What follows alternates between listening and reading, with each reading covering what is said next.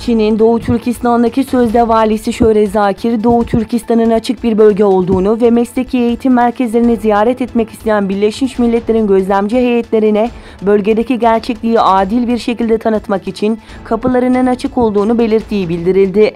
Ayrıca Çin Dışişleri Bakanı Sözcüsü Lu Kang, Birleşmiş Milletler ve diğer tarafların Doğu Türkistan'da incelemeler yapabilmesinin ülkenin uygun prosedürlerine riayet etme koşuluna bağlı olduğunu duyurdu. Konuyla ilgili açıklama yapan Etik Başkanı Karakaş, Çin'in yabancı basın ve gelecek olan gözlemci heyete karşı tüm hazırlıkları tamamladığını ve karşısına çıkacak her şeyin önceden planlandığının unutulmaması gerektiğini vurgulayarak, Çin'in hilesini yıllardır biliyoruz, uluslararası kamuoyu Çin'in bu hilesine kanmamalıdır dedi.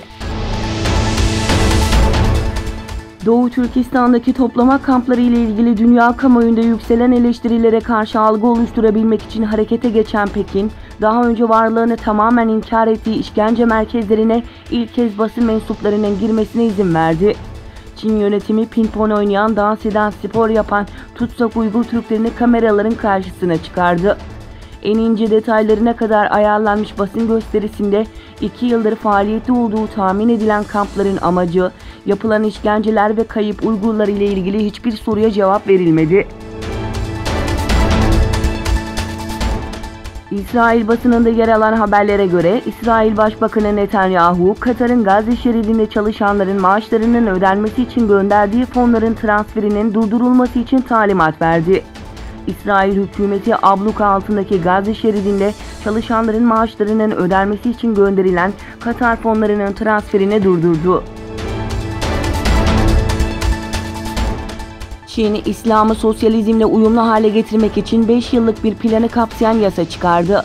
Yeni kararname, Müslümanlara ve İslami sembollere yönelik baskılar devam ederken İslam'ı yönlendirmeyi amaçlıyor. Çin'de bulunan 8 adet İslami derneğin temsilcisiyle cumartesi günü bir toplantıda 5 yıllık çalışma planı görüşüldü. Dernekler, İslam'ın sosyalizm ile uyumlu olması için rehberlik yapmayı kabul etti. Mısır'da göreve darbe yaparak gelen Cumhurbaşkanı Abdülfettah Es-Sisi'nin ABD merkezli CBS kanalına verdiği ancak daha sonra yayımlanmasını istemediği röportajdaki sözlerine tepki yağdı. 60 dakika programında dün akşam yayınlanan mülakatta, Sisi'nin Kuzey Sina'da teröristlerle mücadelede İsrail ile yardımlaştığı ve ülkede siyasi tutuklu bulunmadığı yönündeki ifadeleri özellikle insan hakları aktivistlerinin tepkisini çekti. İnsan Hakları İzleme Örgütü resmi Twitter hesabından röportajla ilgili, Cumhurbaşkanı Sisi basından gelecek zor sorulara alışık değil çünkü kendisini eleştiren birçok gazeteciyi hapse attırdı açıklamasında bulundu.